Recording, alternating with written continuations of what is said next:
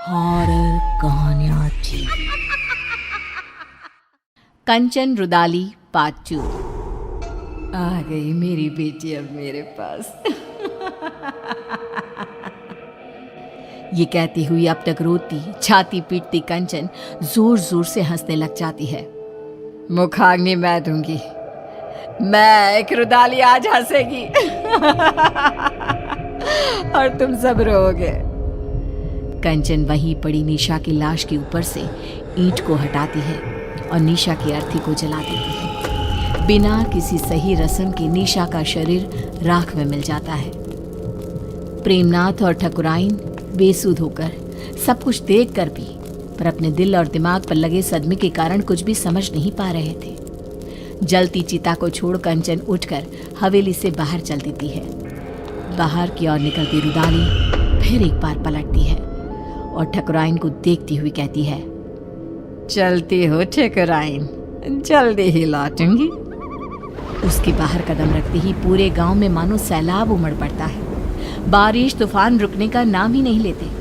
चारों तरफ त्राहिमाम की स्थिति बन जाती है। इतनी गर्मी के मौसम में ऐसी बारिश, इसकी हर बूंद ऐसी है मानो किसी अपने के गम में फूट फूट कर रो रही हो। हाँ, तुम सही कहती हो रंभा। और ये सब हुआ भी छोटी ठकुराइन की मौत के बाद। क्या कारण हो सकता है इन सब का? अरे हम सब कब तक घरों में छिप कर बैठे रहेंगे हैं? अरे खेत की फसलें बर्बाद हो रही है सो अलग, ठाकुर साहब को ही जवाब देना होगा कि ये सब क्या है। परेशान होकर सभी गांव वाले तूफानी बारिश में ठाकुर साहब के घर पहुंचते हैं, जहां वो लोग देखते हैं कि ठाकुर साहब की हालत बहुत नाजुक है। कंचन, ये सब कुछ उसी का किया धरा है ना, जाने क्या करके गई है। जैसे ही उसने हवेली से जाते वक्त कहा जल्द ही लौटती हूँ, तब से इनकी तबीयत बिगड़ते ऐसी हो गई है। शहर से कोई डॉक्टर भी आने को राजी नहीं हो रहे। अब कंचन के घर जाना ही एक उपाय दिखता है। तभी ठाकुर साहब जोर जोर से चीखने लग जाते हैं, नहीं, मुझे प्रेत लोग नहीं जाना।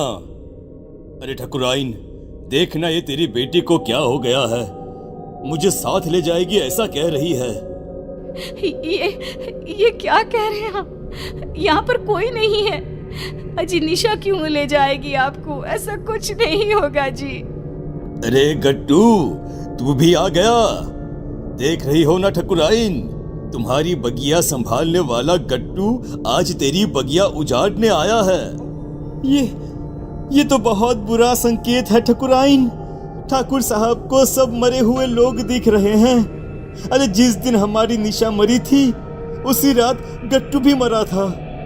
मरे हुए पति को छोड़ फिर भी कंचन ठाकुर साहब की बेटी को रोने आ गई। अजीब सा नहीं लगा सुनकर? क्या वो रुदाली गट्टू की पत्नी है? ये सब क्यों हो रहा है? इसका जवाब बस वही दे पाएगी। हाँ ठकुराइन, और हमें एक बच्चा होगा, ये सपना भी गट्टू की पत्नी को ही आया था, जबकि हमारे वंश को तो श्राप था, श्राप। तेज बारिश में सभी भीगते भीगते रुदाली की कुटिया के बाहर पहुंचते हैं। तेज बारिश में बाहर औरतें काले कपड़े में अपने बालों को खोले अपने घुटनों पर बैठी जोर जोर से अपना सर घुमा रही थी। आएगा आएगा गया रे गया रे, आएगा आएगा गया रे, ऐसे कुछ अजीबोगरीब गाना गाती हुई जोर जोर से सर घुमाती वो औरतें बहुत डरावनी लग रही थी। हमें अंदर चलना चाहिए। सभी दरवाजा खटखटाते हैं पर कोई दरवाजा नहीं खोलता। तोड़ दो दरवाजा। हाँ, तोड़ दो दरवाजा। दरवाजा तोड़ दो। दरवाजा तोड़कर सभी अंदर आते हैं। सामने का दृश्य ऐसा भयावना कि कोई अपनी आंखों पर विश्वास नहीं कर पा रहा था। ये क्या? हे भगवान, ये कंचन कौन है? इसके घर से तो प्रेत लोक का रास्ता जाता है। कंचन उठकर आगे बढ़ती है और जाते हुए अंगारों को पार करती एक अजीब से चेहरे के राक्षस के पास पहुंचती है, जिसके हाथ में चाबुक था, जिससे वो रूहों को सजा देता था। पूरा गांव आ गया है मालिक, अब सबकी बलि ले लो। और निशा और मेरे पति को वापस उनके शरीर में भेज दो। दोनों के शरीर को संजो कर रखा है मैंने। ये निशा बिटिया का शरीर तो सबने जलते हुए देखा है, तो रुदाली के पास शरीर कैसे है? ये क्या राज है? रुदाली गट्टू और निशा के शरीर को सबके सामने रखती है और कहती है, निशा मेरी बेटी थी, मेरी इकलौती बच्ची, जिसे मेरे पति ने ठाकुर साहब को सौंप दिया था, क्योंकि आप कभी मां नहीं बन सकती थी। बोले ठकुराइन, सच है ना ये? आप लोगों के पैसे के आगे मेरी ममता का गला घोट दिया गया। जिस दिन गट्टू ने मुझे बताया कि मेरी बेटी आपके घर जाने वाली है, मैंने उसी दिन से प्रेत लोक को अपना घर बना लिया था।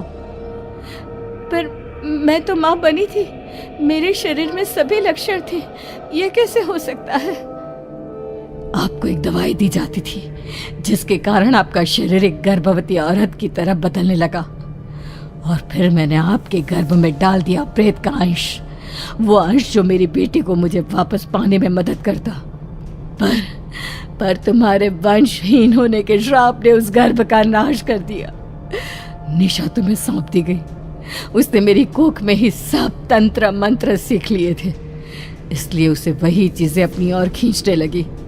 अमावस के दिन उसकी वही शक्तियां उस पर हावी हो गई और वो चली गई सब कुछ छोड़कर। पर मैं उसे कैसे जाने देती? उसकी आत्मा को प्रेत लोक से उसके पिता ने बचा लिया और उसकी आत्मा उसके शरीर में आ गई। पर प्रेत सरकार बहुत क्रोधित हुई, इसीलिए आप सबकी आंखों में धूल झोंक कर मैंने एक पुतले को जलाया, ना कि मेरी बेटी को। अब उसी सरकार की मदद से मैं फिर से अपनी बेटी और पति को पालूंगी और उसके बदले ये पूरा गांव ने सौंप दूंगी। भागो भागो यहाँ से, भागो भागो भागो यहाँ से। हमें भी शरीर दिलवा देना कंचन, इन सब का शरीर तो है ही। हमें भी शरीर दिलवा देना कंचन, इन सब का शरीर तो है ही। आज कितने ही साल बीत गए, गांव अब आत्मा और प्रेतों के नाम से जाना जाता है। इतने मुर्दों में रह गई है जिंदा तो बस कंचन।